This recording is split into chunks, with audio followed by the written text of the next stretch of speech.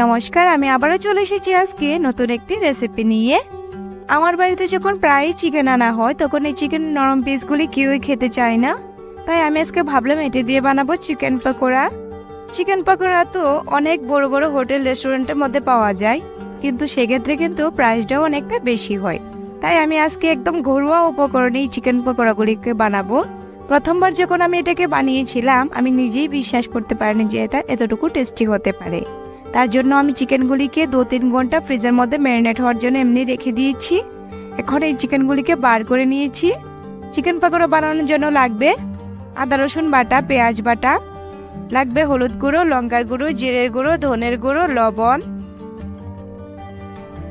লাগবে একটা ডিম,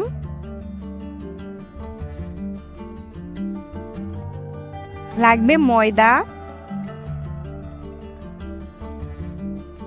আর নিয়েছি ব্রেড ক্রাম্ব। আমার বাড়িতে যে ব্রেড ছিল এটা দিয়ে আমি এটা বানিয়েছি।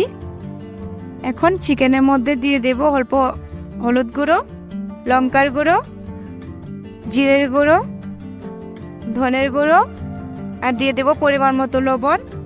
এবার তার মধ্যে আদা রসুন বাটা আর পেঁয়াজ বাটাটাও দিয়ে দেব, দিয়ে ভালোভাবে এবার মিশিয়ে নেব।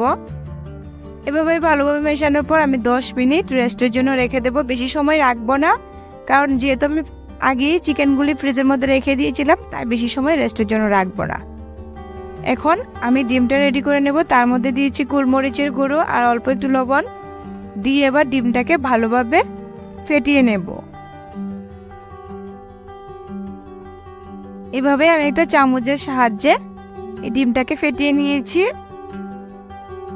এবার ময়দার কোটটার জন্য এর মধ্যে দিয়ে দিয়েছি ব্রেড ক্রাম্ব, দিয়ে দেব অল্প লবণ, দিয়ে ভালোভাবে আবার মিশিয়ে নেব।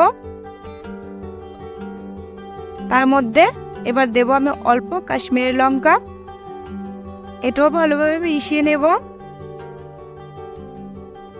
এবার তার মধ্যে অল্প দিয়ে দেব হলুদ গুঁড়ো, জিরের গুঁড়ো, ধনের গুঁড়ো, এটাকেও ভালোভাবে মিশিয়ে নেব। তাহলে কিন্তু রেডি হয়ে যাবে আমার এই ময়দার কোটটা। এটা আমি সাইডে রেখে দেব। এবার দেখুন 10 মিনিট পর চিকেনগুলি কিন্তু একদম সফট হয়েছে। এখন আমি চিকেনের একটা পিস নেব আর ডিমের মধ্যে ডিপ করব। ডিপ করে এই ময়দার মধ্যে এটাকে কোট করে নেব।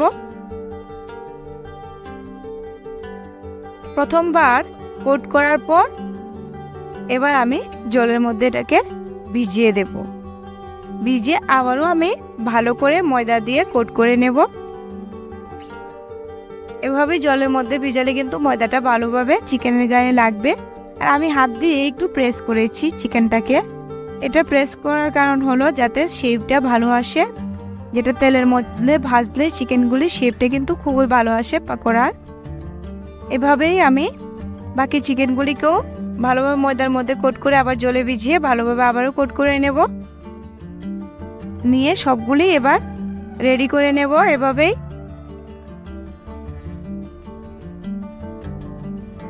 এবার কড়াইয়ের মধ্যে দিয়ে দেব তেল। তেলটাকে একটু গরম হতে দেব। গরম হয়ে গেলে এবার 2-3টে করে চিকেনের পিস দিয়ে দেব তেলের মধ্যে। দিয়ে এবার হালকা আঁচে কিন্তু এটাকে ভাজতে হবে, না হলে কিন্তু চিকেনটা ভিতর দিয়ে কাঁচা থেকে যাবে। তাই আমি কিন্তু লো ফ্লেমের মধ্যে এটাকে ভাজছি।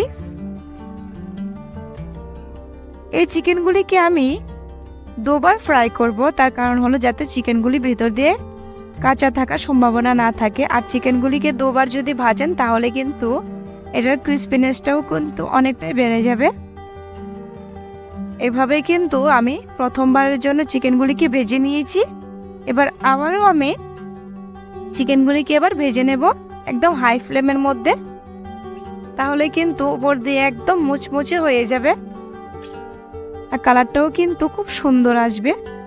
এই দেখুন, এভাবেই কিন্তু চিকেন পকোড়া বানালে ভিতরে দিয়ে কিন্তু চিকেন একটু কাঁচা থাকার সম্ভাবনা থাকে না, আর খেতেও কিন্তু খুবই টেস্টি হয়। এভাবেই রেডি হয়ে গেছে আমার চিকেন পকোড়া।